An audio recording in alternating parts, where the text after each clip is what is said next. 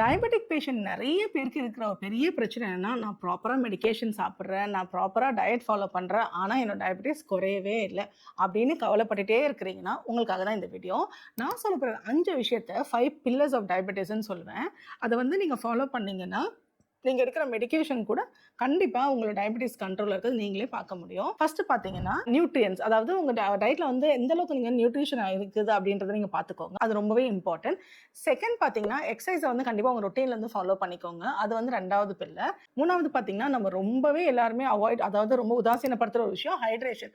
பாடிய நீங்க எந்த அளவுக்கு ஹைட்ரேட்டா வச்சுக்கிறீங்களோ, அந்த அளவுக்கு வந்து சுகர் கண்ட்ரோலுக்கு ரொம்பவே நல்லா ஹெல்ப்ஃபுல்லா இருக்கும். 4வது பார்த்தீங்கன்னா, ஸ்லீப் அதாவது ப்ராப்பர் ஸ்லீப் சைக்கிள் அதாவது எப்ப வேணா இன்னைக்கு நான் 10 மணிக்கு தூங்குனா, நாளைக்கு நான் 12 மணிக்கு தூங்குவேன். அடுத்த நாள் 1 மணிக்கு தூங்குவேன். அப்படி இல்லாம ஒரு கன்சிஸ்டன்ட்டான ஸ்லீப் சைக்கிள ஃபாலோ பண்ணுங்க. அந்த deep sleep 6 to 7 hours deep ஸ்லீப்பே பார்த்தீங்கன்னா, உங்க சுகர் கண்ட்ரோலுக்கு ரொம்பவே ஹெல்ப்ஃபுல்லா இருக்கும். 5த் பார்த்தீங்கன்னா, மைண்ட்ஃபுல்னஸ் அதாவது மைண்ட்ஃபுல்லா சாப்பிடணும். நம்ம என்ன சாப்பிடுறோம்ன்றது எவ்வளோ இம்பார்ட்டன்ட்டோ, அதே மாதிரி நம்ம எவ்வளோ மைண்ட்ஃபுல்லா சாப்பிடணும் அப்படின்றதுமே ரொம்பவே இம்பார்ட்டன்ட். ஸோ இந்த 5 விஷயத்தையும் நீங்க ஃபாலோ பண்ணிட்டு, உங்களோட ப்ராப்பர் மெடிகேஷன ஃபாலோ பண்ணும்போது, கண்டிப்பா டயபெட்டிஸ் கண்ட்ரோல் ஆவறதுக்கு நெறையவே சான்சஸ் இருக்கு. இந்த மாதிரி டயபெட்டிஸ் பத்தின இன்ஃபர்மேஷன்க்கு நம்மளோட சேனல ஃபாலோ பண்ணிக்கோங்க. Thank you.